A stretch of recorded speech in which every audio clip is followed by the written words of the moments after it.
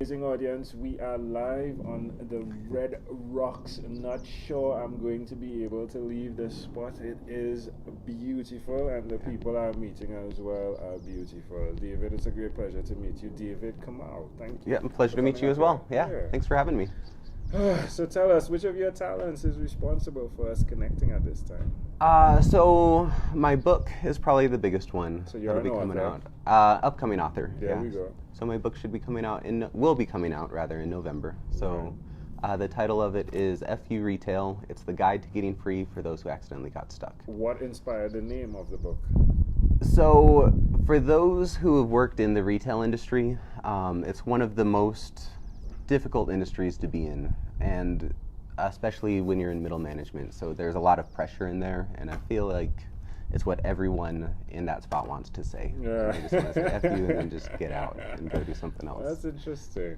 Yeah. So you didn't just have the feeling, you decided that you would write something that would help others. Absolutely. Yeah. Right. And so was inspired by a journey that I took on because I've been in retail management for a decade, and as the retail industry is shrinking quicker and quicker, there's less and less options, or there's actually a lot of options, but the people working, myself when I was in there, I didn't realize there were so many options for me. Yeah. So it's essentially how to take those skills, transfer it into something better, to something that you're either more passionate about or something that another company that can treat you better, or another industry rather. What caused the shrinkage?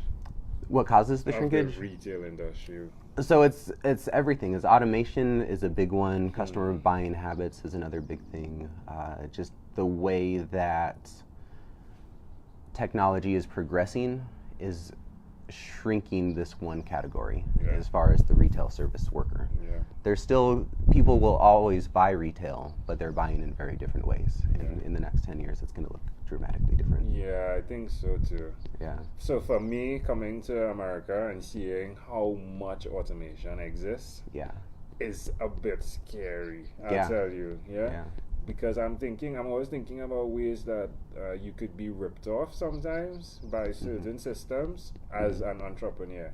Okay. Because we went into a car park, there wasn't anyone. You needed to pay, put in your thing, right? Absolutely, put your card in, hit the button. But the no truth one there. is, someone could drive in there and spend the entire day. I'm guessing someone checks it, right? We At think, some point, you would think so, yeah. Soon it'll be cameras doing all of that. Exactly, but it's really amazing to see that. It's a bit scary because then the human replacement is something I'm thinking about, right? Absolutely. So have you seen that though? Like, are you moved by the fact that humans are being moved away from positions like in retail? It's something that has to happen, I guess.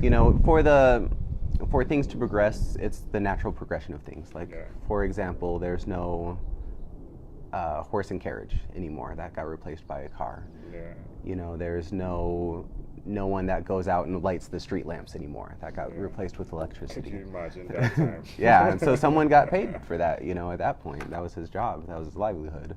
Yeah. And when electricity came on, that got replaced. You have to switch. But he had a lot of skills, that potentially could have gotten him something better. He could have created a different, product or business. And that's what this book is really kind of designed to do, is to not fight the change, but to help everyone within the change. That's wonderful. Yeah. Love that. Yeah. Well, do tell me, what is one other thing you've done consistently over the last 3 years? One thing that I've done consistently over the last 3 years. It's a really good question. Oh, thank you. So something I get that a lot with this question. One thing that I have consistently done is I've actually been training for adventure races. So like the mud races, the Tough Mudder, the Spartan race. Spartan? Yeah. All right. So I've done probably 4 or 5 Tough Mudders. I'm about to complete my trifecta for the Spartan race, which is 3 races in a year.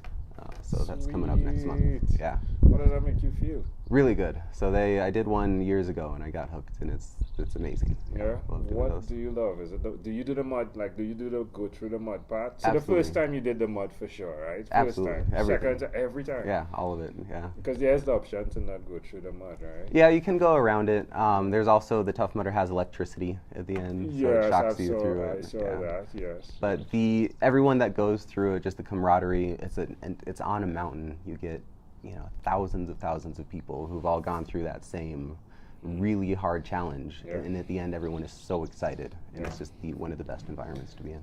Why would you suggest to someone that's listening that they do that, like they challenge themselves on that level? Because it seems as though everything you're doing surrounds challenging yourself to approach what is a challenge. We use that 3 times there, right? What is a challenge, and how your perception of it, right?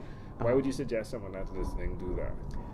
So it's a task that seems bigger than a lot of people feel like they can do.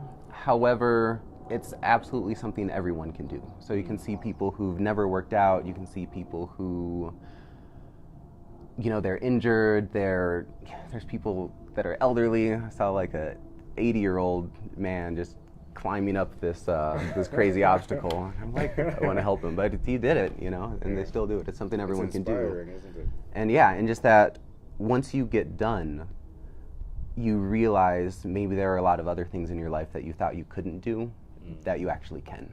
That seems so big and so monumental, but once you get there, it's just one foot in front of the other, and then you make it. Rather inspirational. Love it. Amazing audience. Again, we're live with David. David has an interesting book called FU Retail. Yeah, interesting name, isn't it? Yeah.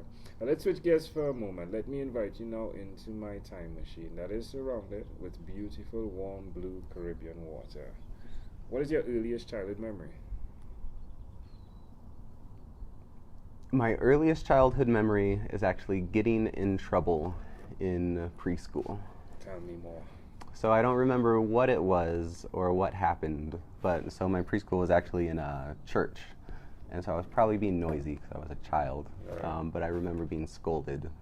Like physical? Just being, okay. just scolded in the Caribbean is, well, yeah. Back in the day, I think you could do that, but yeah, it's not. How old do you think you were in that time at preschool? I'm not sure. How old is a preschooler? I'm not sure. You know? In America. Yeah. 2? Probably somewhere around there. Why do you think that memory is so clear? Say again? Why do you think that memory is so clear? I'm not fully sure, honestly. It's maybe, I don't remember. It was just, I'm not sure. I'm not positive at all. All right, cool. If you had to connect that memory to who you are today, do you think it's possible? That there's a connection? Yeah. I would say definitely. Tell me more. How do you see the connection? I kind of avoid churches is one, but it's as far as I definitely have an aversion to authority as well, because I remember not agreeing with being in trouble, because I was just expressing myself as a kid, and now as an adult I'm very much the same way. I like to express myself, and it's not always the status quo way to go. I love which it. I guess fits in with the title. Yeah, I'm not sure about the church part so much, but I do love the idea that you're stepping away from the perspective of others, in spite of the classroom model, because that's what's getting us in trouble, isn't it? Like having a model where all of us are in retail, and then when things change, the tides change, there's a challenge, right? Yeah, and we don't know how to handle that change. You are prepared, though, because you're looking at a different perspective. Yeah, ideally. It's amazing how it connects, right? Yeah, absolutely. Well, there we go. If we fast forward to when you were 12 years old, what's your favorite song? My favorite song when I was 12, I liked kind of early hip-hop, I would say. So, do you remember the name of a song? 12-ish probably was Quad City DJs. It was Ride the Train. Yeah. Ride it was the a good Train. song. come and ride the train. Ride it, woo, woo. Someone will know. Someone. Probably not a lot of people, but someone out there knows that song. All right, it was a big one. All right, we've arrived at our destination, but before we get off of this time machine, there's a small declaration form. So it's yes or no, possibly a bit more. Are you ready for this? Absolutely. David, have you chosen someone to pass on your skills to? Kind of, actually, yeah. Are you married? I'm not. Do you have children? I do not. No. Do you believe in God? I believe in a higher power. Do you have an inner circle of friends? I'm working on. I am. Yeah, I do. Do you watch TV for more than 3 hours a day? I do not. How about 3 hours a week? Probably not. I got rid of TV in 2003. Wow. Has that been beneficial to you? Yeah, I was one of the early adopters of no television, no cable. What about screen time, the phone and or the computer? Is it more than 8 or less than 8 hours a day? I do use a lot of computer time, but I intentionally stay away from the internet. Closer, folks, check so this out. That's a relic. Wow.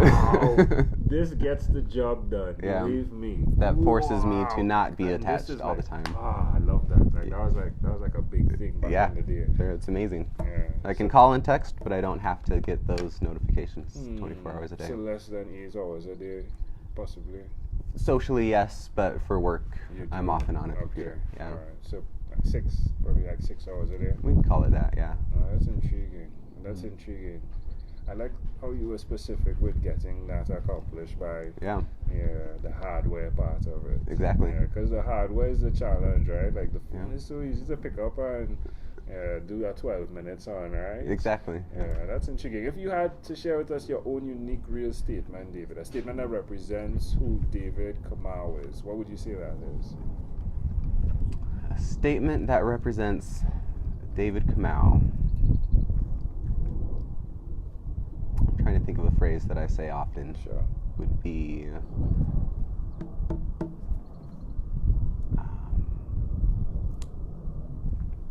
it's a really good question. Yeah. I'm gonna have to think of that. It's I think I need one. You could say pass. Yeah, I'll pass on that one. Yeah, but that's something to keep in mind and kind of work on and develop. Love it. David, this was a great pleasure. Before you leave, is there anything else you'd like to share with our amazing audience? Yeah, if anyone wants to find out more about me or my book, you can go to just my name is davidkamau.com. That's David Kamau first. KAMAU.com. You definitely put that in the link as well, right? Like pages on Facebook, yeah?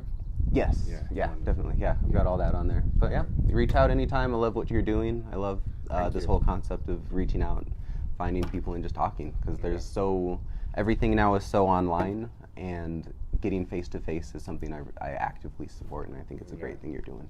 I know this guy actively supports it because of his phone, folks. Yep, like face-to-face. That tells a story of its own. So David Kamau, thank you for being on What Is Inspired by 12-Minute Convos with Angel Jones. Yeah, thank you for having me. Boom. So usually my wife does this where she comes and she does this and takes it off, but I'm coming